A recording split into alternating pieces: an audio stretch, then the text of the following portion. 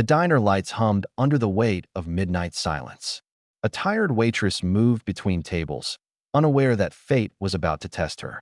When a tattooed stranger's hand ripped her shirt, laughter filled the room until another silence fell. He hadn't realized who else was watching. Maya Tuner worked the late shift at Rusty's Diner, a roadside stop just outside Denver. At 26, she carried years heavier than her age.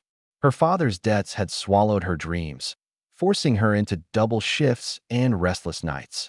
Still, she smiled at strangers even when her hands trembled from exhaustion. On this night, the neon buzzed faintly against the storm outside. Rain streaked the windows in crooked lines. What Maya didn't know was that in the far corner sat a group of Hell's Angels quietly eating.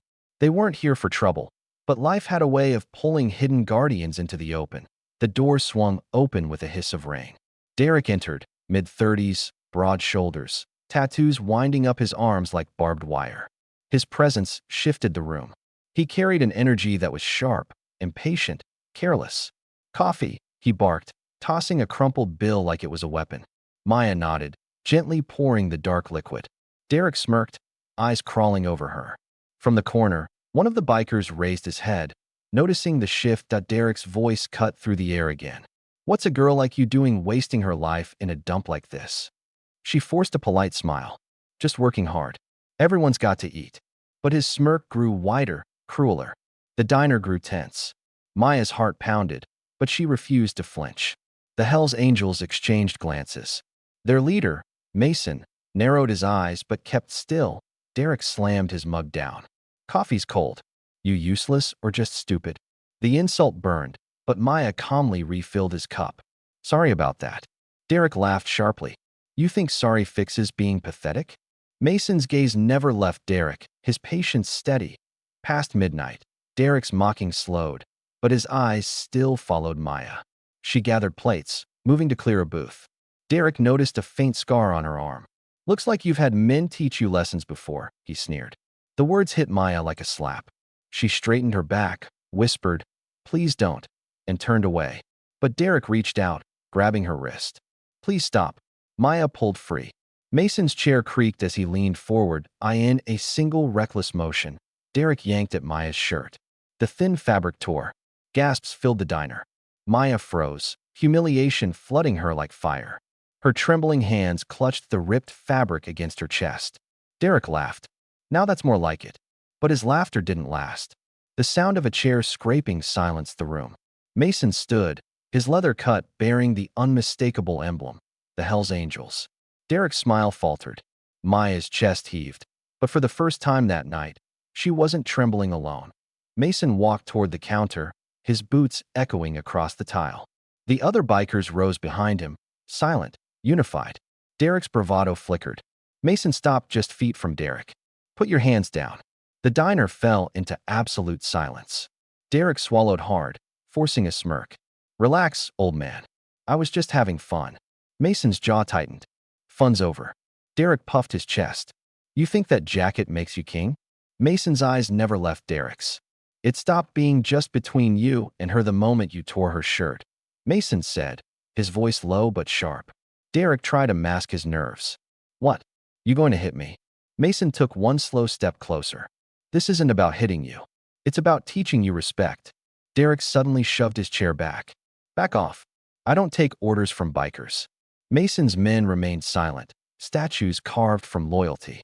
"You don't take orders from bikers," Mason said slowly.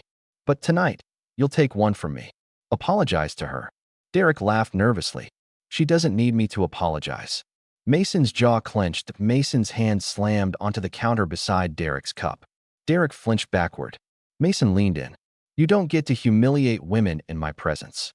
"Not her. Not ever." Mason pressed against his chest, not striking, but pinning him with authority. "Look around. Not one soul here respects you. You think power comes from tearing others down. That's weakness." Derek tried one last attempt. "She's just a waitress. Who cares?" Maya's heart sank. But Mason didn't flinch. "That just a waitress works harder than you ever will.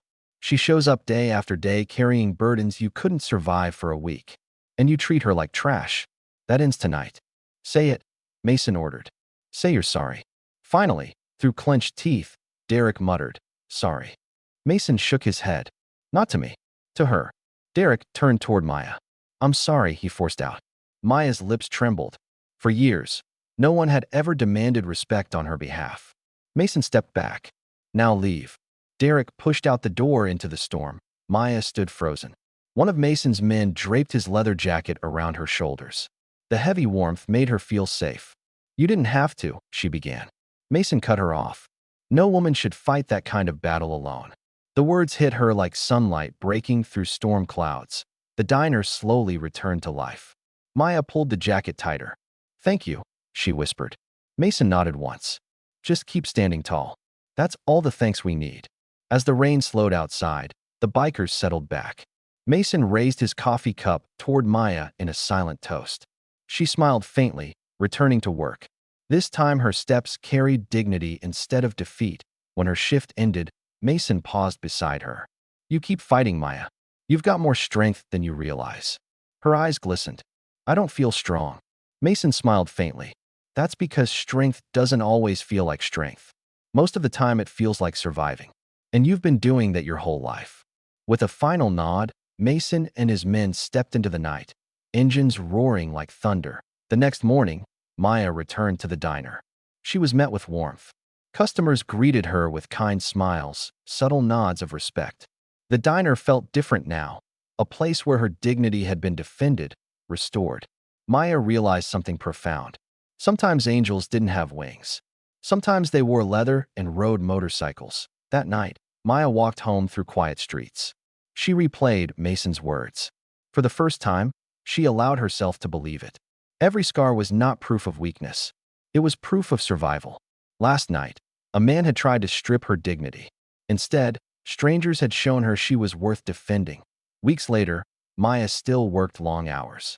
Life didn't magically change, but inside, something was different. She no longer lowered her eyes. Whenever fear crept in, she remembered that night. The jacket, the voice that told her she was stronger than she knew. She carried that truth like armor. As she poured coffee, she caught her reflection in the window. This time, she saw every woman who had ever been underestimated, humiliated, or silenced, still standing, still unbroken. And for the first time, Maya smiled at the reflection staring back.